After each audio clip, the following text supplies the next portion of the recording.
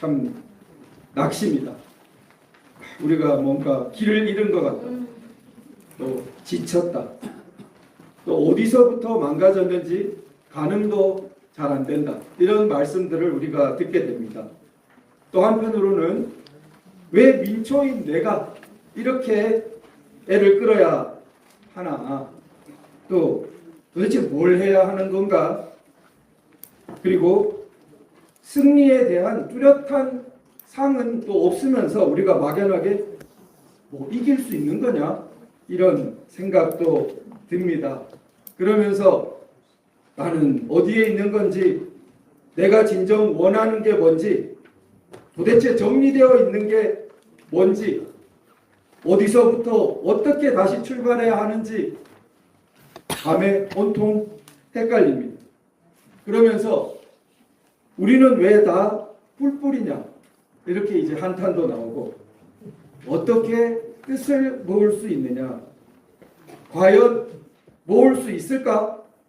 이런 회의감도 엄습합니다. 다 빼앗겨 버린 것 같은데, 이러면서 우리가 번민하고 걱정하고, 그렇게 날들이 어제, 그제, 오늘도 이렇게 흘러가고 있는 분들이 이렇게 많으실 겁니다. 그런데 저는 이런 우리의 상황이 성경에 돌아온 탕자의 비유에서 작은 아들과 비슷하다, 이렇게 생각이 듭니다. 아버지와 아버지의 집을 떠나서 아버지와 아버지의 집을 잊어버렸던 아들입니다. 찬란한 바깥 세상을 꿈꾸었지만 종국에는 돼지 우리에서 돼지 먹이로조차도 배를 채울 수 없는 지경에 떨어지고 말았습니다. 그제야 제정신이 든 탕자가 아버지와 아버지의 집을 떠올렸습니다. 사실 아버지와 아버지의 집은 늘 거기 있었습니다. 그런데 아버지와 아버지의 집을 떠나고 잊어버렸던 것은 탕자였을 뿐입니다. 우리가 대표적으로 오늘 이걸 한번 들어보실까요? 자, 이 안에는 대부분 이 건국기념사가 들어있습니다. 이 건국기념사 어디 간 것이 아닙니다. 건국기념사는 1948년 8월 15일 세상에 공표된 이래 늘 거기 있었습니다. 떠나고 잊어버린 것은 우리입니다. 우리나라가 세워지던 그 순간에 비전, 그리고 회복, 원칙, 그리고 다짐, 이런 것들 우리가 건국정신이라고 말할 수 있을 텐데, 이것을 쓰레기통에 던져버렸던 것입니다. 저 자신 1969년에 태어나서 2018년 무렵까지 아무도 제게 이 건국기념사를 제 기억으로는 말해주지 않았고 가르쳐주지 않았습니다. 태어나서 50이 되어가도록 온갖 공부를, 이과 공부를 하고 문과 공부를 하고 온갖 공부를 했지만 정작 건국기념사는 읽어본 적도 없고 배우지도 못했던 거죠. 아무도 기억하고 되돌아보지 않았던 이런 건국기념사에 대한 이런 상황 속에서 건국 후에 78년이 지난 지금 거꾸로 보면 우리나라가 이만큼이라도 살아남아 있는 것이 오히려 어떻게 보면 기적이지 않을까, 이렇게 생각이 듭니다. 그런데 사실 1948년부터 87년까지 40년간 우리나라는 국가 주도, 정부 주도의 발전 체제를 가져왔다고 많은 학자들이 이야기합니다. 그런데 그 체제에서는 핵심부에 이 정신을 아는 사람이 있었을 겁니다. 그리고 이 건국 정신이 그 체계의 수뇌부에는 분명히 배어 있었을 거라고 생각이 됩니다. 그러니까 국가 정부 주도의 발전 체제니까 그 핵심과 수뇌부는 알고 있고 배어 있으니까 크게 나라가 길을 잃지 않을 수 있었던 거겠죠. 그런데 1987년 이후에는 상황이 달라졌습니다. 1987년 이후에는 정부 주도, 국가 주도 발전 체제가 아니고 소위 민주화 시대가 되어서 국가의 커다란 공이 민간 영역, 시민 영역으로 넘어와 버렸습니다. 그런데 우리 시민사회와 민간 영역은 거기에 대해 충분히 대비가 되어 있지 않았다고 생각합니다. 그러니까 대표적으로 이 건국 정신을 망각해버렸고, 그러고는 위험천만한 질풍노도의 38년을 우리가 지금 보내오고 오늘날 이 현상을 목도하고 있다고 생각됩니다. 마치 자기 몫의 유산을 달라고 해가지고 나름대로 한번 살아볼게요 이러면서 아버지와 아버지의 집을 떠난 탕자와 마찬가지였던 거죠. 현행 헌법은 1987년에 개정된 헌법입니다. 그래서 1987년까지 약 40년간 9차례나 개정되었다가 1987년부터 지금까지 약 40년간은 한 번도 개정되지 않고 지속되고 있습니다. 개정되지 않고 지속되고 있는 것이 이 헌법의 권위가 높은 것입니다. 헌법의 성문헌법의 종주국인 미국은 어느 정도로 철저하냐 하면은 고친 조항을 밑에 부과할 뿐이지 전체를 틀잡아서 새로 고치는 적이 없습니다. 그런 정도로 지속되고 안정되는 것이 헌법의 자랑이지, 후진국으로 가면 냅다 고칩니다. 어제 고치고 오늘 고치고 내일 고치고 헌법의 권위가 있을 리가 없습니다. 힘센 자들이, 권력진 자들이 자기 입맛에 맞게 고치는 것이 헌법이라고 포기하게 됩니다. 그런데 정작 87년 이후에 이렇게 지속될 정도로 87년 헌법은, 즉 현행 헌법은 건국 정신 때, 이 건국 헌법 때 지녔던 그 뜻이 꽃핀 것입니다. 건국 정신이 발현되어서 오늘날 이 87년 헌법이 된 것입니다. 한번 확인해 보겠습니다. 우리 소책자의 6쪽을 가보겠습니다. 소책자의 6쪽을 보시면은 이렇게 밑줄이 쳐져 있습니다. 그래서 6쪽에 밑줄 쳐진 부분을 함께 한번 읽어보겠습니다. 시작. 독재주의가 자유와 번영을 가져오지 못하는 것은 역사적으로 증명된 것입니다. 민주제도가 어렵기도 하고 또한 더디기도 합니다만 의로운 것이 결국에는 악을 이기는 이치를 우리는 믿어야 합니다. 자, 이승만 대통령, 박정희 대통령을 보고 야, 서구 민주주의 국가하고 다르지 않냐? 다르죠. 처음 태어난 신생 국가, 공산 침략 앞에서 자기를 지키기 위해서도 근심, 노심초사해야 했던 그 온갖 건국의 과제를 안고 있던 나라가 무늬만 서구 민주주의를 갖다 놓으면은, 그랬다가 몇 년 안 지나서 망한 아프리카나 신생 국가들 너무나 많습니다. 무슨 소용이 있습니까? 그런 의회를 몇 년 만에 의회 열었다가 나라가 망하면 그게 무슨 의회가 필요가 소용이 있겠습니까?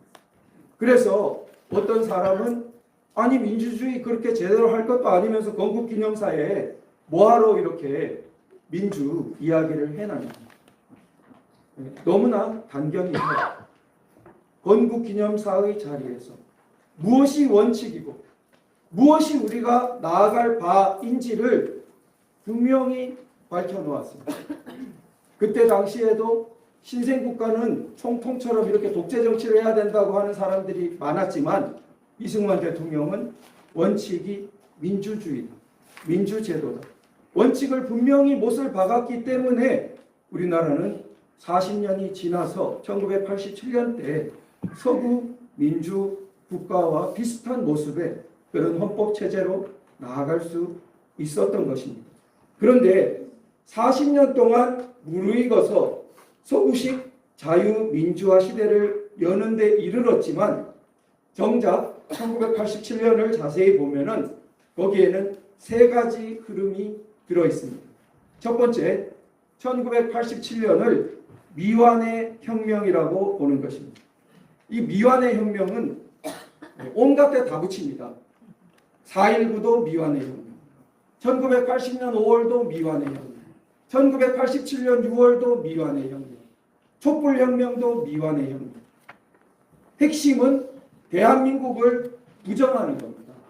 대한민국이 제대로 된 나라가 아니기 때문에 완전히 바뀌어야 되는데 그게 혁명이죠. 그런데 완전히 바꾸는 데까지 못 나갔으니까 전부 미완의 혁명이에요. 이건 건국기념사와 건국정신 전체를 부정하는 것인데 우리가 그 본질을 제대로 보지 못했습니다. 자, 그러면 두 번째는 형식적 민주화 다음에 실질적 민주화가 필요하다. 이런 입장. 들으면 그럴듯해요. 1987년에 형식적 민주화가 됐는데 사실 더 민주주의가 발전하는 게 필요하다. 그 말을 실질적 민주주의라고 표현해요. 근데 그 말을 하는 사람들이 적법 절차 원리라든지 자유민주주의의 심화를 이야기한 것이 아니라 자세히 들어보면 경제민주화를 이야기합니다. 그러니까 노조운동들이라든지 경제적 평등이라든지 이런 것을 강조하는 소위 유럽의 좌파, 유럽의 사회민주주의 계열의 흐름입니다. 그런데 이 흐름이 학계라든지 여러 곳에서 득세하고 제일 무시된 것은 바로 제가 지금 말하는 세 번째인데, 세 번째는 뭐냐? 우리도 1987년 때 서구 선진국과 같은 민주주의를 해보자. 근데 이 소박한 이 말은 사실 1987년 변화를 있게 한 가장 핵심이고 근원이고 대다수의 국민들이 하부의 동력을 이루었던 그런 소박한 바람입니다. 1987년 그 시위의 지도부는 자유민주주의자가 아닌 경우가 많았습니다. 특히 학생운동 지도부는 자유민주주의자가 거의 없었다고 저는 생각합니다. 왜냐하면 저도 그 대학가에 있었기 때문에 1학년, 2학년도 그렇게 심한 자익교과서로 가르치던 학생운동 지도부가 당연히 그 위로 올라갈수록 자유민주주의로 무장되어 있었을 리가 없습니다. 그러니까 말은 직선제인데 그것은 투쟁 도구일 뿐이고 그 사람들의 머릿속에 있었던 것은 자유민주주의가 아닌 거죠. 그러나 이것과 다수의 학생들, 조직화되지 않은 학생들도 87년 6월에 많이 나왔습니다. 조직화되지 않았던 시민들, 그 사람들은 상당수 좌익적인, 체제 변혁적인 그런 생각을 가지고 거리로 나갔냐? 저는 그렇게 보기는 어렵다고 생각합니다. 그 사람들의 머릿속에 있었던 것은 소박한 바람입니다. 우리나라도 이제 서구답게 우리가 소위 자유민주적 기본질서라고 표현하는 복수정당, 보통선거, 의회주의, 또 사법권의 독립, 권력분리, 그리고 우리 기본권 보호, 법치주의 이렇게 추상적인 용어들의 단면들에 들어있는 그냥 간첩으로 예를 들면 고문 이런 것 좀 그런 거 없는 수사받을 때 그런 것 좀 없었으면 좋겠다. 그 다음에 선거 이렇게 좀 자유롭게 하는 것이 좋겠다. 서양 서구 민주국가들 보면 그러지 않냐. 이런 바람을 가졌던 것이죠. 그런데 이 바람과 흐름은 더 발전했어야 합니다. 더 심화되었어야 합니다. 자, 자신이 아까 본 것처럼 건국 정신의 제대로 된 적자고 진짜 아들이고 그 건국 정신이 발현된 건데, 그런데 그러려면은 더 진짜 심화하고 공부하고 발전시켰어야 되는데 망각해버렸어요.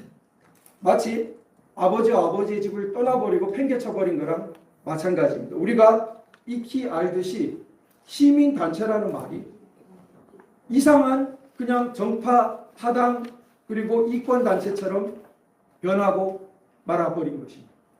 그러면은 결국 87년 이후에 나라의 기준이 다 사라진 것처럼 되어버렸습니다.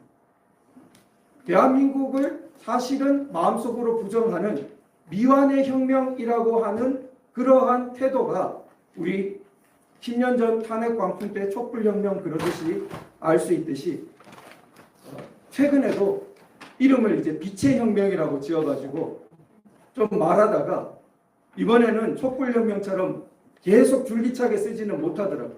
너무 낯이 간지러운 것 같아요. 그걸 빛의 혁명이라고. 정반대로 하는 것도 유분수지.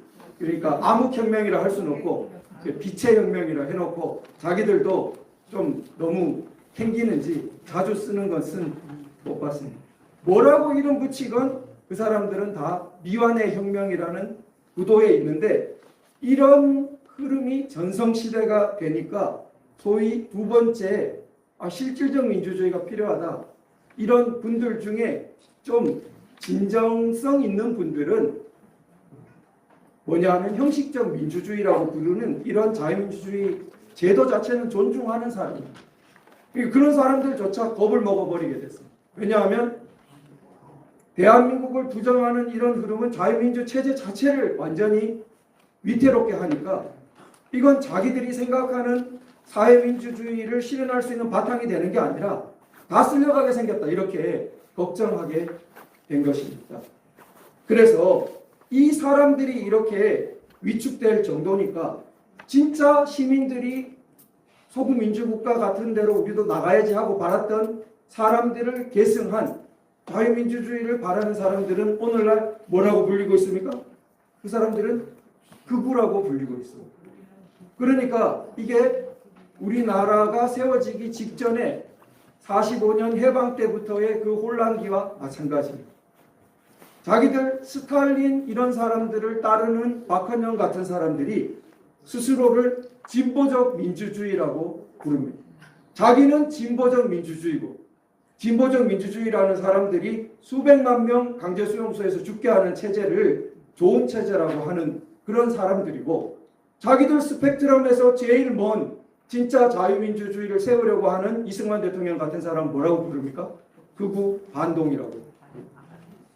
그러니까 자기들 스펙트럼 기준으로 오늘날 아까 봤듯이 대한민국을 부정하는 사람들 입장에서 보면은 대한민국 정신을 계승하려고 하는 사람들은 자기 스펙트럼에서 제일 멀어서 그게 극우입니다. 그런데 이승만 대통령이 우리나라를 세우듯이 자, 우리 극우라고 불리는 사람들이 사실은 이 건국 정신을 계승한 사람들인데 오늘날 처지는 어떻습니까? 참 말씀드리기 우리도 너무 슬픕니다만 아까 그 탕자 작은 아들처럼 돼지 먹이로조차 배를 채울 수 없었던 아들 처지와 마찬가지입니다. 한다 하는 제도권, 노른자위 같은 모든 이권들 극우라고 불리는 사람들이 가진 거 봤습니까? 없어요. 자파들이 먹었어요. 마치 저 돼지 키우는 들판에 가서 돼지 먹이로도 자기 배를 채울 수 없었던 그 처지와 마찬가지가 돼버린 거죠. 그런데 아버지와 아버지의 집이 거기 늘 있었던 것처럼 이 기준은 늘 거기 있었습니다. 누가 우리가 뭉치기 위해서 새로운 기준을 만들어야 한다. 만들 수가 없습니다. 만들 필요도 없고 만들 수도 없습니다. 나라를 나라이게끔 하는 이 기준은 그 기준을 서로 확립하기 위해서 대체로 유혈이 낭자한 과정을 거칩니다. 전쟁을 하기도 하고 피를 흘리고 거대한 희생 끝에 나라를 나라이게끔 하는 기준을 확립한 것입니다. 그 과정을 다시 반복한다는 것은 있을 수 없는 일. 기준을 새로 만들 것도 없고 기준을 우리가 만들 수도 없습니다. 그런데 왜 뜻이 모아지지 않습니까? 당연히 있는 이 객관적인 기준을 무시했기 때문이라고 생각합니다. 제가 어떤 이 오늘 말씀처럼 여기에 구절을 가지고 설명을 하고 해석을 하고 이런 것은 2차적인. 제가 오늘 이 책자를 나눠드리지 않고 제가 나름으로 나와가지고 PPT를 하면서 건국정신이 이렇고 저렇고 말을 하는 것은 2차적. 그건 1차가 아닙니다. 1차적인 건 어디 있습니까? 여기 있습니다. 이거는 바꿀 수도 없이 그 안에 글자로 딱 성경처럼 바꿀 수도 없이 그 안에 딱 들어 있습니다. 저의 말은 그것을 설명하고 해석하는 2차적인 것일 뿐입니다.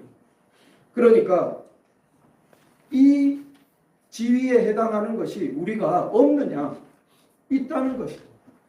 미국이 독립선언서를 자기들 나라의 바탕이 되는 정신처럼 하듯이 우리도 건국기념사가 있고 건국헌법 전문이 있고 속기록 1호, 공식적인 국가기록 1호로 국회, 재헌국회 개원 기도가 있습니다. 이은영 의원의 기도. 이런 훌륭한 객관적인 건국정신의 자료와 그 기준이 존재하는데 우리는 다 그냥 팽개쳐 버렸던 거죠. 그리고 다시 뜻을 모으려고 해요. 무슨 뜻을 모으겠습니까? 누구 중심으로 모여요? 그것은 힘이 없고 가능하지도 않습니다. 우리가 다시 1위로 돌아가면 됩니다. 그래서 그 기준의 예를 한번 보겠습니다. 우리 박수 한번 칠까요? 네. 7쪽을 한번 보죠. 7쪽을 보면은 그 기준들이 어떤 것들이 있나 한번 보겠습니다. 보시면은 7쪽에 민주 정치 체제의 핵심 요소는 개인의 근본적 자유를 보호하는 것입니다. 이렇게 똑같이 적혀 있어요. 자, 이게 약간 현대어로 바꾼 것입니다. 원래 원문은 민주 정치의 요소는 개인의 근본적 자유를 보호하는 것입니다. 이렇게 되어 있습니다. 이 지금 버전은 약간 현대어로 바꿨는데 국문학, 고전문학 전공하신 분 감수, 조경은 박사님 감수를 통해서 좀 전문적으로 크게 이제 뜻이 달라지지 않도록 그러나 좀 읽기 편하도록 현대어로 바꾼 것입니다. 왜 읽기 편하게 뭐 한다면서 현대어로 바꾸냐? 옛날 말 그대로 남겨두고 한문도 그대로 남겨두고 하지 이런 생각을 가지신 분도 있을 것입니다. 예, 그건 얼마든지 있습니다. 그냥 인터넷에 보시면은 원문 그대로 우리 자료 찾을 수 있습니다. 그런데 마치 제 은사님 강조하신 것처럼 라틴어 성경이 있는데 너 라틴어 배워가지고 그거 읽으면 되지 왜 성경을 모국어로 바꾸려고 해? 그러다가 뜻이 변화되거나 하면은 어떡하려고 그래? 바꾸지 마. 라는 것과 통할 수 있습니다. 읽기 쉽고 이해하기 쉽고 보다 많은 사람이 친숙하게 건국기념사를 읽도록 만들어야지. 한문 잔뜩 써놓은 거로 해가지고 못 읽는 건 너 탓이다 하면 되겠습니까? 안 되겠죠. 그래서 아마 건국기념사 나와 있는 버전 중에 오늘 들고 계신 이 소책자가 제일 제가 생각하기에는 제가 알기에는 제일 편안하게 읽을 수 있는 버전입니다. 감사합니다. 자, 그런데 이게 이제 어떤 기준이냐? 그런데 민주 정치 체제 요소가 개인의 근본적 자유를 보호하는 것이 됐어요. 대조를 해봐야 이 뜻이 선명합니다. 문재인 전 대통령 명언을 남겼는데 뭐라 했느냐? 내 삶을 책임지는 국가라. 국가가 내 삶을 책임진다. 내 삶을 책임지는 국가. 이게 우리 국민의 상식이라면은 야, 민주 정치 체제의 핵심 요소는 개인의 근본적 자유가 먼저 있고 그거를 보호하려고 국가나 정부가 있는 거라던데. 근데 개인의 네 삶을 뭐 국가가 책임진다고? 그러니까 거리가 굉장히 먼 말이죠. 그러니까 만약 이것이 기준으로 받아들여지고 있다면은 문재인 전 대통령은 자기 말을 대통령의 자리에서 하니까 일개 시민도 아니고 상당히 땀을 뻘뻘 흘리면서 해명을 해야 됩니다. 누군가 기자가 예를 들어 벌컥 질문이 있다 그러면서 건국기념사에는 민주정치의 요소가 개인의 근본적 자유를 보호하는 것이라고 되어 있는데 대통령님 말씀과 그 말씀은 어떻게 연결되는지 한번 설명해 달라고. 누가 들어도 이게 거리가 상당히 있기 때문에 땀을 뻘뻘 흘리고 궤변이라도 만들어내려고 애를 써야 되는데 우리는 어떻게 일어났습니까? 그냥 네 말 틀렸다 이렇게. 문재인 전 대통령 보고 네 말이 틀렸다. 네 말이 틀렸다 그러면 그 사람은 뭐라 그럽니까? 아니 당신 말이 틀렸네. 그러니까 서로 상대방 말이 틀렸네 하는 수준으로 어떻게 됩니까? 싸움의 수준이 떨어지고 맙니다. 사실은 어떻습니까? 한 사람은 무려 대통령의 지위에 가가지고 그 나라의 기준이 되는 그 나라의 영원한 기준이 그 나라가 존속하는 한은 영원한 기준이 되라고. 그럼 예를 들어 미국의 어떤 사람 보고 모든 사람은 창조주의에 동등하게 태어났다. 미국 독립선언에서 유명한 구절. 모든 사람은 양도할 수 없는 권리를 가진다. 이렇게 돼 있는데 정면으로 그 반대되는 모든 사람 못 평등하게 태어나기 뭘 평등하게 태어나? 창조주에 의해서 권리를 부여받은 게 아니라 사람 사회가 사람에게 권리를 부여한 거지. 이런 말을 대통령이 돼가지고 떡하니 한다고 합시다. 그러면 미국에서 어떻게 했겠습니까? 뭐 저딴 소리를 어떻게 할 수 있어? 학자도 아니고. 그런데 우리나라는 대통령이 뭐라 했어요? 내 삶을 책임지는 국가라고 떡하니 떠벌리고 있었다는 겁니다. 우리가 이 기준이라고 세웠다면 있을 수 없는 일이죠. 자, 그 밑에 또 어떻게 되어 있느냐?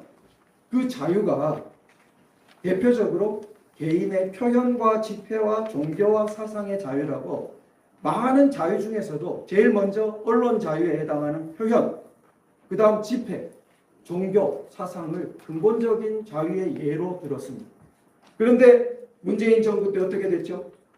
코로나로 집회 금지, 예배 금지, 그리고 그 이래로 각종 입틀막법, 그리고 역사 해석 강요, 이런 게 막 일어나는 겁니다.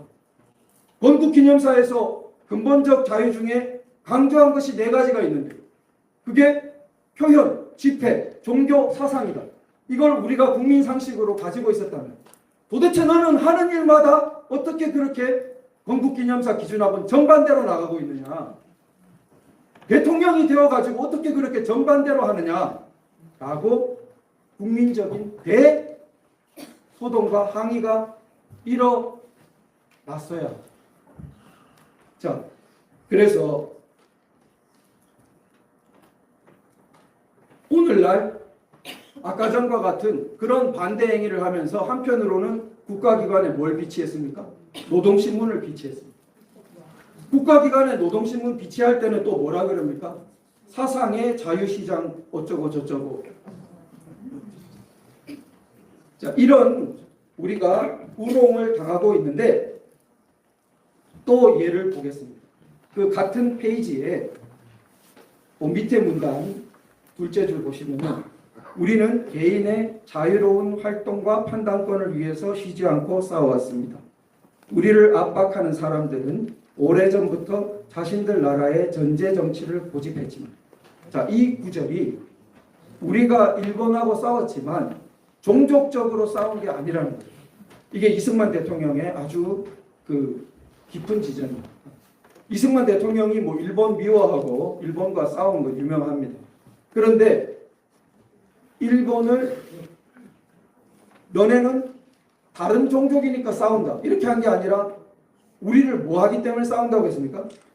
개인 자유 활동, 개인 자유 판단을 억누르는 그 당시 천황제 전체주의, 군국주의, 일본 체제에 니까 싸웠다 이렇게 하는 것입니다.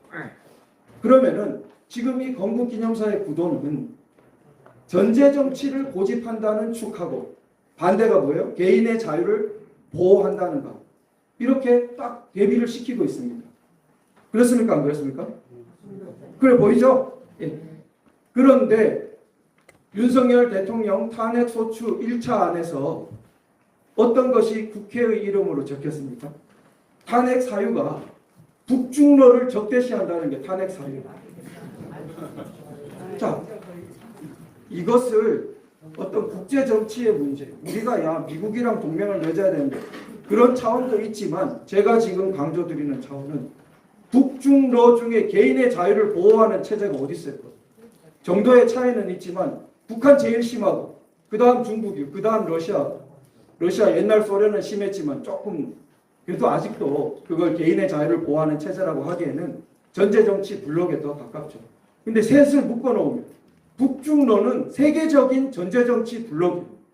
그러면은 건국기념사에 따르면은 걔들은 원래 개인의 자유를 보호하는 축이랑 대립되는 축으로 써놓았는데 국회가 대통령을 탄핵하면서 한다는 말이 북중러를 적대시하고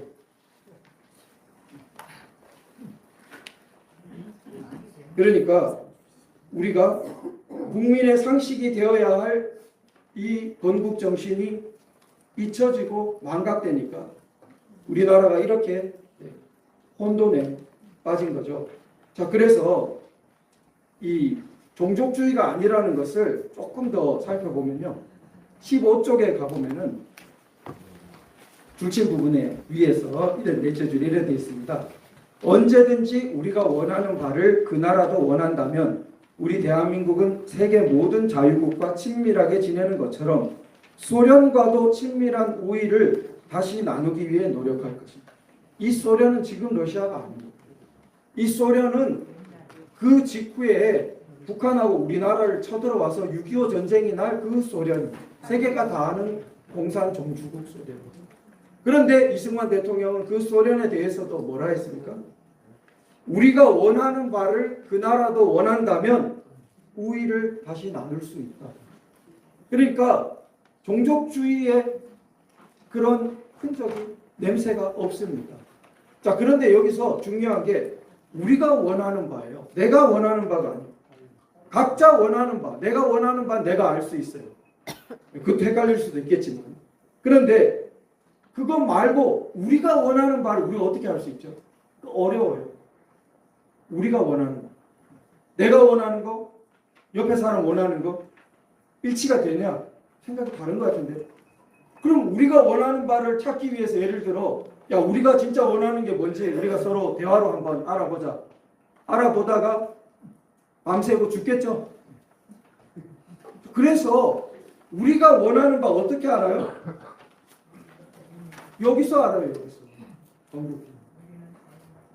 만약에 우리가 이것을 아무것도 아닌 것처럼 이렇게 던져버리고 야 우리가 이제 우리가 원하는 바를 서로 한번 알아보자. 되냐는 겁니다. 그게. 안 된다. 이 기준을 가지고 여기 어떤 구절이 있는데 내 생각은 이렇다. 당신 생각은 어떠냐. 하면은 거기서부터는 좀 이렇게 뭔가 결론이 도출될 수 있고 생산적으로 나갈 수 있지만 아무런 기준도 없는 허공에 앉아가지고 그게 마치 지금 우리의 민주정치라는 것과 마찬가지입니다. 그건 말이 민주정치지만 정치도 아니고 나라도 아니게 되는 것입니다. 모든 기준을 다 팽개쳐놓고 그러면 결국은 그 힘의 공백 상태를 누가 파고들겠습니까? 힘세고 조직된 소수의 자들, 조작에 능한 자들의 목소리가 이기게 되어 있습니다. 민주의 이름. 그러니까 우리나라가 어떻게 아까 말씀하신 것처럼 긴 터널을 지나고 있는 것 같은 상황이 되지 않겠습니다. 그런데 우리는 기준이 있을 뿐만 아니라 이 기준이 너무나 탁월한 기준. 이 기준이 정말 세계에 우리 한글 자랑하듯이 야 우리나라의 기준은 정말 세계에 자랑할 기준입니다. 할 기준인데 그거 팽개쳐버려. 자, 그걸 한번 보겠습니다. 얼마나 넓고 깊은지를 우리가 10쪽을 보면요. 건국기념사 10쪽에 제일 아래 문단입니다. 공산주의는 거기 한번 같이 읽어보겠습니다. 시작. 공산주의는 계급과 계급 사이에 충돌을 부추기고 단체와 단체 간의 분쟁을 부추겨서 서로 미워하며 모략과 해악을 일삼게 합니다. 하지만 우리가 가장 주장하는 바는 계급 전쟁을 피해 전 민족의 화합을 도모하는 것으로서 우리의 화합과 단결은 우리 앞에 달린 태극기가 증명하고 있습니다. 우리 국기의 태극 문양은 상고로부터 음과 양으로 구성된 태극이 천지 만물에 융합되는 이치를 표명한 것입니다. 우선 공산주의에 대한 이해. 공산주의가 결국은 다들 가난하게 만든다. 뭐 그런 수준 있죠. 그런데 공산주의에 대해서 지금 이승만 대통령 건국기념사에서 주로 뭘 말했습니까? 공산주의가 뭐 하게 한다 했습니까? 서로 미워하게 합니다. 서로 미워하게 합니다. 이게 굉장히 깊은 말이에요. 우리 인간 사회는 간단히 요약하자면 둘밖에 없어요. 뭐밖에 없어요? 부부간은 마찬가지예요. 미워하거나 사랑하거나. 간단히 말하면 둘밖에 없습니다. 인간관계가. 미워하거나 사랑하거나. 그런데 인간은 천사가 아니니까 미워하기도 하고 사랑하기도 하죠. 그러나 미움을 조장하면 어떻게 되겠어요? 미움을 조장하면은 인간은 천사도 아닌데 가뜩이나 미워하는 걸 타고나 있는데 거기다 불을 찔러가 미워하면 어떻게 되겠어요? 그래서 20세기에 그 난리가 난 것입니다. 지난 100년간, 이 100년도 안 지났어요. 스탈린 난리, 히틀러 난리 이런 게 100년도 안 지났습니다. 1930년대에 인간 사회는 그 이전에는 그렇게 죽이고 싶어도 못 죽였어요. 왜냐하면 기술이 그만큼 발달을 안 해가지고. 그만큼 사람을 감시하고 그만큼 사람을 죽이고 할 수 있는 기술이 안 돼가지고 옛날 사람이 더 착해서인지는 모르겠지만 능력이 안 돼요. 그런데 20세기에는 전기만 해도 어떻습니까? 이동수단이 어떻습니까? 미운 사람들 다 캠프에다 끌어모아 놓고 죽도록 고생시켜가지고 거기서 죽도록 할 수 있는 기술이 능력이 된 것입니다. 그런데 그런 기술이 능력이 되면 뭐가 커져야 되는데? 사랑이 커져야 되는데 뭐가 커졌어요? 미움이 커져요. 그 미움을 조장한 것이 뭐예요? 공산주의라는 겁니다. 그러니까 이승만 대통령이 말한 이 공산주의의 수준은 제가 볼 때는 위대한 수준이에요. 정치가가 이런 정도의 수준을 말하는 정치가는 역사상에 제가 알기로는 드뭅니다. 왜냐하면 거의 이렇게 영적인 수준의 인류사적인 문명적인 수준의 말을 한 것입니다. 공산주의의 본질을 한마디로 미워하게 하는 겁니다. 자, 그러면은 그래서 그 미워하게 하는 것에 반대로 이승만 대통령 우리가 잘 알듯이 독실한 크리스천이고 기독교 문명을 너무 잘 알고 그러면은 예수님의 사랑으로 이렇게 쓸 수 있을 텐데 일단 반대에다 뭐를 써놨죠? 보시고 계시죠? 뭐를 써놨죠? 태극기를 써놨다. 태극으로 그 미움 말고 다른 게 있다 이렇게 해놨다. 태극은 우리 동양 철학이나 그 사상을 접하신 분은 다 아시겠지만 음양, 주역에 나오는 음과 양, 동양 사상에 뭐 한마디로 서양의 자유가 있다면은 동양에는 음양이 있다고 할 정도의 요체라고 할 수 있습니다. 그런데 이승만 대통령은 사실은 1875년에 태어나서 10대 후반까지 과거 공부하고 당시 수준으로는 과거 공부를 10대 후반까지 하면은 사서삼경을 비롯해서 주요한 동양 경전을 다 뗍니다. 이승만 대통령의 스승, 친척 스승은 대사헌인가 지낸 분입니다. 대사헌 뭐 아주 그냥 그 위에 오늘날 뭐 감사원장 비슷한 높은 관직이고 그러니까 동양 전통의 그 한학 전통의 핵심을 다 흡수하고 그 다음에 배제학당 가고 기독교인이 되고 이렇게 되고 그러니까 평생 이승만 대통령은 자신이 받았던 우리나라의 전통적인 그 동양 전통을 잊지 않았습니다. 잊지 않았다고 제 말이 아니라 여기다가 써놨지 않습니까? 건국기념사에. 기독교로 반공산주의를 이야기할 수도 있었을 텐데 그건 다른 데 말하니까 여기서 우리 가장 오랜 전통으로 보더라도 그 공산주의와 반대야. 이렇게. 자, 그 다음에 12쪽을 한번 보면요. 12쪽에 세 번째 줄 보면은 우리가 자유를 회복한 것은 무엇보다도 미국이 일본의 강권을 타도하기 위하여 우리나라에 있던 적군을 밀어내었던 덕분이며 지금 미국은 자발적으로 우리의 독립을 회복하기 위해 돕고 있으니 우리의 영토의 한 뼘이나 우리 재정의 한 푼도 원하는 것이 없습니다. 보단 같이 읽어볼까요? 시작. 미국이 과연 그 나라의 토대를 정의와 인도주의를 그 토대로 삼고 이를 실천하고 있다는 증거가 지금 또 다시 드러난 것입니다. 혹자는 미국을 국제 정치의 힘의 논리에서 멀리 있는 나라하고 친하고 가까이 있는 나라하고는 이게 앙숙이 될 수밖에 없다. 그런 수준이 아닌 거죠. 이승만 대통령이 이해한 미국은 예외적인 나라입니다. 소위 미국 핵심구가 늘 말하는 미국 예외주의. 미국은 인류 역사에서 아주 독보적인 성격이 있는 나라다라는 것을 이미 이승만 대통령은 여기에 갖다 넣은 것입니다. 보십시오.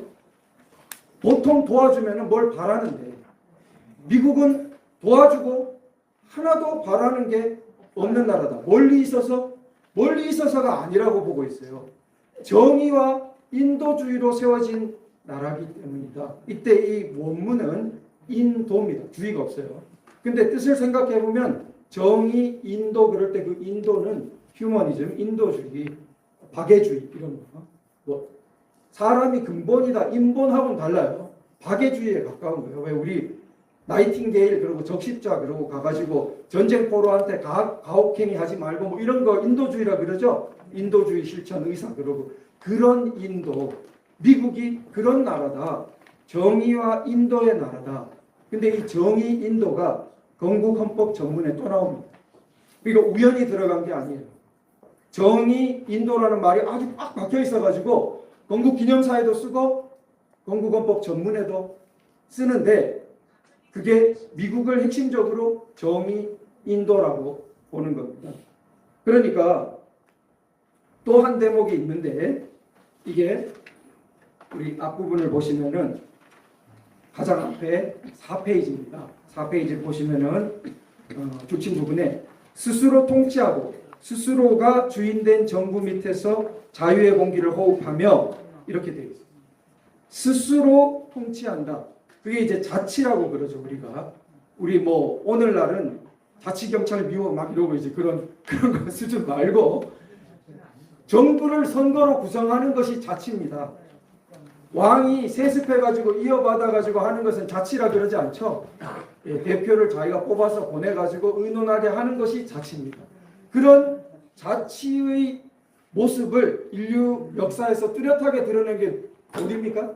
그게 미국입니다. 미국에 앞서서 그렇게 했던 나라는 영국인데 영국은 상당히 제한적이었어요. 그런데 미국에 이르러서 전면적으로 미국 국부들이 건국자들이 막 써놓았어요. 우리가 실패하면은 인간이 스스로를 통치할 수 있느냐? 우연이나 강제에 의한 거 말고 그게 이제 주로 왕정 같은 거죠. 그런 거 말고 인간이 스스로를 이렇게 자기 규칙을 삼고 이러면서 통치할 수 있느냐가 희망이 없어집니다. 우리가 실패하면. 그러니까 자기들이 뭘 하고 있는지를 미국 국부들이 봤단 말이죠. 그 자치의 이상입니다. 그런데 결국 제가 강조하는 것은 미국 국부가 세계에서 평가하기를 1776년, 80년 이런 무렵이니까 그때까지 약 200 몇십 년 전까지 인류 문명에서 좋다고 하는 것들은 다 고찰하고 다 흡수하고 그것을 체계화해가지고 미국을 세우려고 했습니다. 그러니까 미국이라는 국가 제도, 건국 정신 안에 그때까지 인류 문명에서 좋다고 하는 것이 서양에, 주로 서양이죠. 다 들어가 있다고. 미국 사람들도 그렇게 이해합니다. 대표적으로 유대 기독교적 전통이 종교를 위해서 온 사람들이니까 당연히 기본으로 깔고 있죠. 그런데 그 사람들의 기독교는 국교처럼 강요하는 게 아니니까 그리스 아테네처럼 자유를 바랍니다. 개인의 자유를. 그래서 그리스 로마 전통이 또 결합되는데 한편 아테네는 자유가 너무 많아가 소크라테스 같은 사람 선동해가 죽여버린단 말이에요. 재판이. 그런 민주정치의 혼란을 겪으면 안 되겠다. 아테네 반대 나라는 스파르타. 아주 막 강한 규칙으로 이렇게 규율이 센 그 스파르타가 이어진 것을 로마라고. 그러니까 결국 미국은 유대 기독교적 전통, 구약 신약에다가 그리스 로마 전통, 유럽 사람들이 좋다고 생각하는 그 전통을 모두 모아가지고 이걸 제도화하려고 한 것입니다. 그래서 영국, 미국의 자치의 법 전통까지, 보통법 전통까지 넣었어요. 그런데 이승만 대통령은 이 모든 걸 여기 건국기념사에 정신을 넣었다는 거예요. 그런데 그 플러스 뭐까지 넣었습니까? 동양 전통까지 넣었어요. 그러니까 이 건국기념사에 들어있는 기준의 넓고 깊음이 정말 큰데 동서고금을 아우르는데 근데 우리는 어땠어요? 이 보물을 이게 비록 소책자지만 이 안에 글 자체는 마치 우리가 공사 계약서가 있으면은 공사하느라 수만 페이지를 다시 서류를 만들어도 제일 중요한 건 뭡니까? 공사 계약서가 중요하죠. 마치 우리나라에 도서관에 가거나 서점에 가면 수백만 수천만 페이지가 있겠지만 여기 지금 이 소책자 안에 들어있는 이 지위에 가늠할 수 있는 것은 없습니다. 비교가 안 돼요. 마치 공사도구 계약서가 공사 전체에서 중요하다면 그것과 비기겠습니까? 이건 나라를 세운 거예요. 나라의 기준을 세운 거예요. 그래서 그런데 여기 이 기준을 이렇게 잘 만들어 놨는데 이렇게 훌륭하게 해놨는데 이 보물은 갖다 내버리고 마치 우리가 어떻게 살고 있느냐 제가 보기에는 훌륭하고 높고 귀한 것은 본 적도 들은 적도 없는 사람들처럼 살고 있는 거예요. 이 인류의 가장 위대한 전통들을 이렇게 압축해 놓은 이런 보물이 떡하니 우리한테 아버지의 집처럼 있었는데 이건 어디다가 다 팽개치고 진짜 살고 있는 것을 보면 이게 도대체 훌륭하게 사는 것, 귀하게 사는 것을 도대체 본 적이 있는 사람들인가? 쉽게 복하면은 말 앞에다 뭐를 붙여요? 개자를 붙여요. 퍽하면은 일부러 붙이는 거. 개싸움, 개딸. 무슨 수준으로 자꾸 낮추는 거예요? 인간 좀 더 좋은 그 상태로 가려고 노력해도 미끄러지기 쉬운 그런 인간들을 데리고 개자를 함부로 붙이면서 사회를 어디로 끌고 가요? 그런데 우리가 낙심하면 안 되겠다는 거 써놨어요. 벌써 여기에 낙심하면 안 된다는 것까지 써놨어요.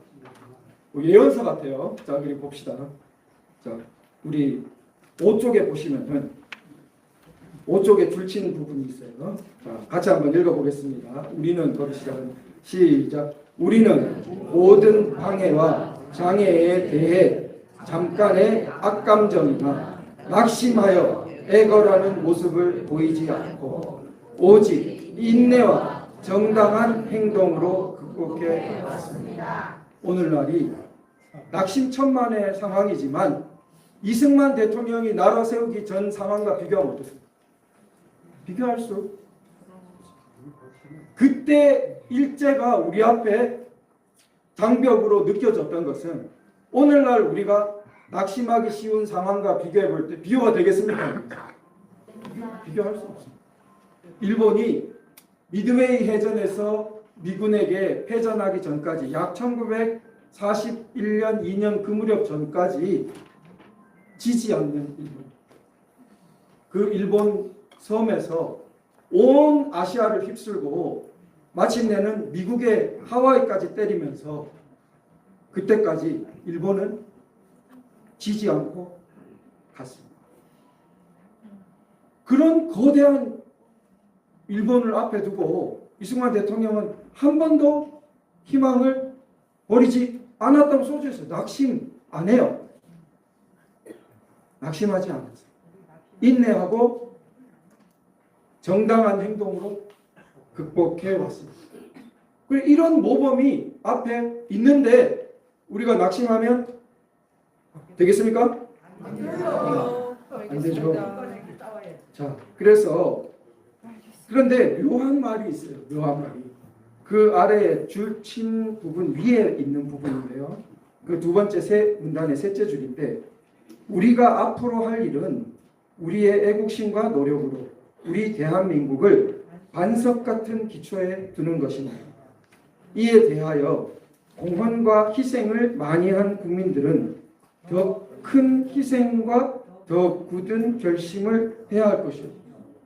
좀 마음이 아파요. 그렇죠? 이거 보면 보여요. 이때까지도 공헌과 희생을 많이 했는데 뭘 하라 그래요? 더 큰 희생을. 그래서 여기서 저는 이게 제 눈을 의심하고 여러 번 쳐다봤어요. 더 큰 희생을. 이거 지금 희생도 힘든데 더 큰 희생. 이거 어떻게 되는 걸까? 자, 그 밑에 그래서 그 줄친 부분을 보시면은 더욱 굳센 마음과 힘을 다해 단지 우리의 평화와 안전뿐 아니라 뭐까지? 그 같이 한번 시작해 볼까요? 시작. 온 인류의 안전과 평화를 위해서 힘써야 할 것입니다. 세계 평화, 인류 공영 이런 말이 우리 헌법 전문에 들어있습니다. 건국 기념사에도 지금 여기 뭐라 했어요? 온 인류의 안전과 평화. 그러니까 이게 그릇이 어마어마하게 커요. 자기 나라 하나 앞가림하고 평화와 안전 지키기도 쉽습니까? 어렵습니까? 어렵잖아요. 그거 모르는 바 아닌데 이 우리의 건국 비전에는 자기 나라 말고 뭐 하라 그랬습니까? 온 인류 걱정을 하고 있어요. 온 인류의 평화와 안전. 그 비전 속에서 우리나라도 보는 겁니다. 근데 이거는 그러니까 아마도 제가 볼 때는 이제 건국 기념사에 대한 연구가 더 이루어져야 되겠지만 미국을 깊이 이해한 이승만 대통령과 연관이 있지 않나. 그래서 미국은 자기들이 세계사적인 사명을 갖고 있는 나라라고 생각합니다. 인류에 대해서 사명을 갖고 있는 나라라고 처음부터 그렇게 국부들이 쓰고 계속 가르치기 때문에 미국이 없었으면 세계 성문헌법 국가가 어디 있고 오늘날 같은 공화국이 어떻게 퍼지고 세계대전을 어떻게 끝냈겠느냐. 미국이 없었으면 기독교를 어떻게 지켰겠느냐 등등. 미국은 자기들이 세계사적인 인류사적인 사명을 갖고 있는 나라라고 믿는데 이승만 대통령은 제가 볼 때는 그걸 가져온 거예요. 그러니까 우리나라는 사명이 있는 나라다. 그게 미국의 굉장히 본질이기 때문에 그게 서양 철학의 본질입니다. 서양 철학의 본질은 우연히 있는 게 아니고 모든 것은 존재하는 이유가 있다. 걔가 이를테면 우리로 치면 사명이 있다. 그러면은 사명과 존재 이유에 바탕한 우리가 애국을 하면은 그래서 뭐 어떻게 나옵니까? 사명을 갖고 있기 때문에 이때까지도 희생했는데 더 큰 희생을, 이런 말은 제가 볼 때는 사명의식, 사명감 이런 차원이 아니면은 고생 좀 덜한 사람한테 희생하라 하지 왜 지금까지 고생한 사람한테 또 더 큰 희생하라 하냐. 그 사람이 뭐기 때문에 사명자예요. 그 사람에게는 사명이 있습니다. 우리나라가 고생해도 사명이 있는 나라라면은 어떻습니까? 반드시 포기할 수도 없고 포기 못하죠. 자, 그래서 그러면 어떻게 어떤 방식으로 노력을 해야 되냐? 그게 우리가 15페이지에 백과사전이 다 써놨어요. 15페이지에 가보면은 어떻게 노력할지도 써놨어요. 자, 15페이지 마지막 문단에 셋째 줄 보면은 남에게 배울 것도 많고 도움을 받을 것도 많습니다. 한마디로 어떻게? 배워라 그랬어요. 배워라. 남에게 배울 것도 많고. 그런데 미국이라든지 영국이라든지 이 세계의 훌륭한 발전을 이루었던 나라에 대해서 좋은 걸 배우려고 해야 되는데 그런 거 이런 좋은 게 있다 그러면 한다는 말이 그 왜 서양 중심적으로 왜 뭐 사대적으로 뭐 그렇게 해가지고 우리나라 동학을 봐라 뭐 이런 식으로 하면은 배워야죠. 그죠? 그래서 배우고 동학도 배울 거 있는 건 배워야죠. 근데 그것만 해가지고 배척하면 안 되겠죠. 그래서 마지막 밑에서 둘째 줄 보면은 민주주의의 모범적 정부임이 세계에 표명되도록. 그래 우리가 뭐가 되자 했어요? 우리가 모범이 되죠. 그러니까 이게 차원이 다릅니다. 이제 갓 태어났는데 갓 태어난 대한민국이잖아요. 지금 태어나고 있잖아요. 8월 15일. 갓 태어난 민주주의라고는 뭐 투표해본 적이 어디 있습니까? 투표해본 적도 없는 그런데 모든 국민에게 투표하도록 하고 그 다음에 그 나라가 뭐가 되도록 하라 했습니까? 민주주의의 모범이다.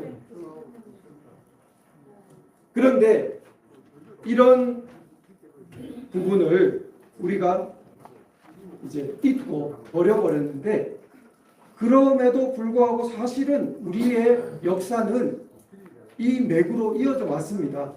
자, 그게 이제 이승만, 박정희 제가 이제 맞춰갈 부분인데요.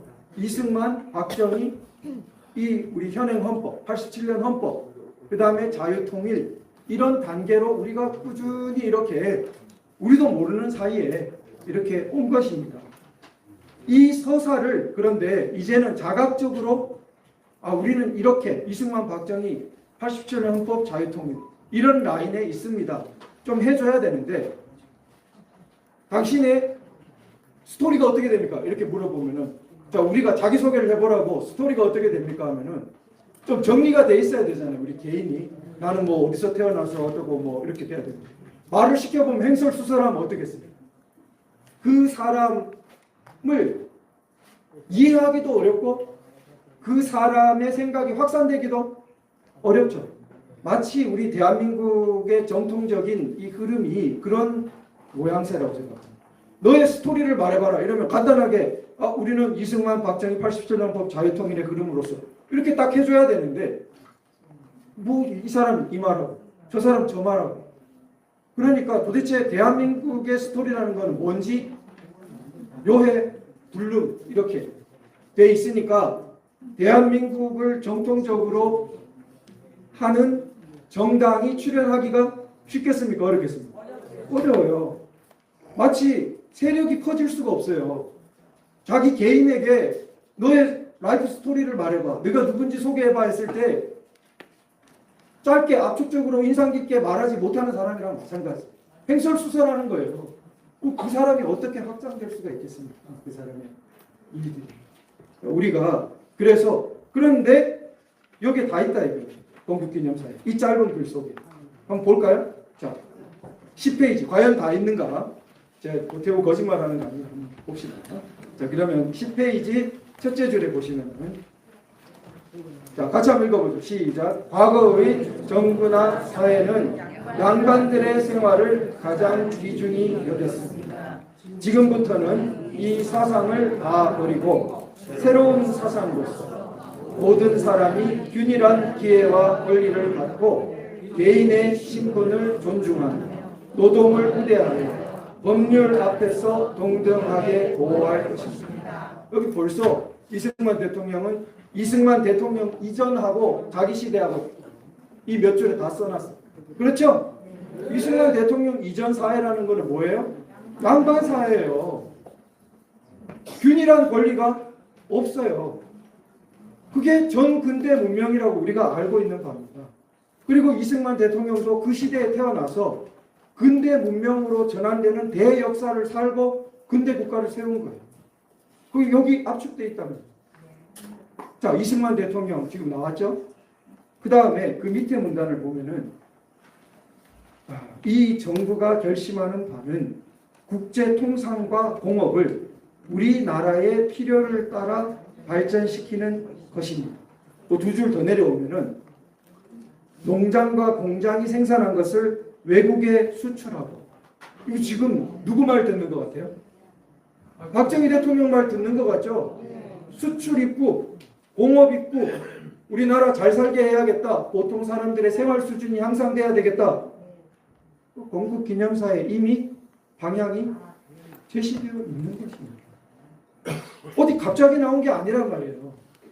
이승만 대통령 필연적으로 그 다음엔 박정희 대통령으로 가도록 건국기념사가 제시하고 있단 말이죠. 그런데 박정희 대통령은 소위 투표하고 뭐 이런 부분이 유신체제 이런 거에서 좀 제한돼요. 왜? 그게 꼭 필려면은 그 중간 단계의 중산층 시민들이 형성돼야 되니까. 서양 학자들도 많이 말합니다. 나라가 있어야 되니까. 그런 것들을 하고 마침내 때가 되니까 뭐로 이동했습니까? 87년 헌법으로 사실은 직선제를 처음 한 건 이승만 대통령 51년 때입니다. 이미 대통령 직선제를 1차 개헌 때 했습니다. 그러다 중간에 유신 때 간선제를 하다가 87년 때 다시 이제 대표적으로 직선제가 되는 것입니다. 자, 그러니까 이렇게 건국, 이승만, 그 다음에 소위 부국이라고 하는 그 말로 우리 좀 좁지만 나라 전체의 근대화에 혁혁한 이 혁명적인 발전이 있는 박정희 대통령, 그 다음에 그걸 바탕으로 현행헌법, 87년 헌법. 자, 87년 헌법에 대해서는 그 앞 페이지에 9페이지에 두 번째 문단에 딱 써놨습니다. 지금부터는 우리 일반 시민은 누구나 다 똑같이 투표할 권리와 정치에 참여할 권리를 가지고 있습니다. 이게 87년 이전에는 상당히 제약이 있었지만 87년 이후로는 이게 전면적으로 뽑힌 거죠. 그러니까 건국기념사는 이미 이승만 대통령 이전의 양반 사회, 이승만 대통령의 근대 사회, 그 다음에 박정희 대통령에 의한 공업, 수출, 나라의 발전, 그 다음에 87년 헌법과 같은 전면적인 민주주의, 보통 선거 다 예정하고 있는 것입니다. 그리고 마지막으로 우리 자유통일까지 빠뜨릴 수가 없죠. 14페이지 보면은 우리 줄친 부분인데요. 우리 전 국민이 기뻐하는 이날, 우리는 북쪽을 돌아보고 비통한 생각을 금하기 어렵습니다. 그래서 총선거를 다 했어야 되는데 유엔 대표단을 소련군이 막아 못하게 되었다는 이야기를 쓰고 있습니다. 그래서 이게 돼야 된다. 이렇게 총선거를 통한 통일, 즉 자유통일적인 미래를 이미 쓰고 있는 것입니다. 자, 이렇게 우리가 건국기념사를 보면은 이제 과제는 이게 우리의 건국기념사인데 그러면은 마치 성경처럼 성경은 이제 우리 종교적으로 그런데 종교가 다르더라도 우리 나라는 대한민국이니까 종교적인 경전 다음으로는 어찌 보면 중요한 게 이겁니다. 그래서 우리가 이걸 곁에 두고 자, 우리의 건국기념사가 마치 성경이 그냥 객관적인 말씀이 아니고 내 삶에 이렇게 말씀이 돼야 되는 것처럼 이제 제가 읽은 이런 건국기념사가 아니라 이영풍 대표님의 이 건국기념사, 오상정 단장님의 건국기념사, 누구나 나의 건국기념사가 돼야 됩니다. 우리의 건국기념사가 나의 건국기념사가 되고 그러면은 대한민국의 건국정신이 어떻게 됩니까? 내 안의 건국정신, 내 삶 속의 건국정신. 이건 사람마다 다 간증이 나오듯이 내 안의 건국정신은 이거다. 내 삶 속에서 건국정신은 이거다. 내가 읽은 건국기념사는 이렇다. 라고 우리가 방방곡곡에 메아리가 져야겠다 이렇게 생각합니다. 이런 것이 박수 한번 치고 우리 마무리로 하겠습니다. 우리가 가장 처음에 읽었던 그 6쪽입니다. 가장 처음에 읽었는데 지금 울림이 어떤지 다시 한번 읽어보겠습니다. 6쪽의 줄친 부분 함께 읽어보죠. 시작. 독재주의가 자유와 번영을 가져오지 못하는 것은 역사적으로 증명된 것입니다. 민주제도가 어렵기도 하고 또한 더디기도 합니다만 의로운 것이 결국에는 악을 이기는 이치를 우리는 믿어야 합니다. 어렵기도 하고 더디기도 하고 징글징글 하다 그럴 수 있는데 결국에는 어떻다고요? 이긴다. 우리가 이긴다. 이거를 강조해 놨어요. 8쪽에 가보시면은 4 번호 표시된 위에 셋째 줄 올라가시면 시비와 선악이 항상 싸우는 이 세상에서 우리는 의로운 자가 항상 불의를 이긴다는 법칙을 확실히 믿고 흔들리지 말아야 할 것입니다. 우리한테 말하려고 다 써놨어요 벌써. 흔들리지 말아야 돼. 우리 흔들리잖아. 흔들리지 말아.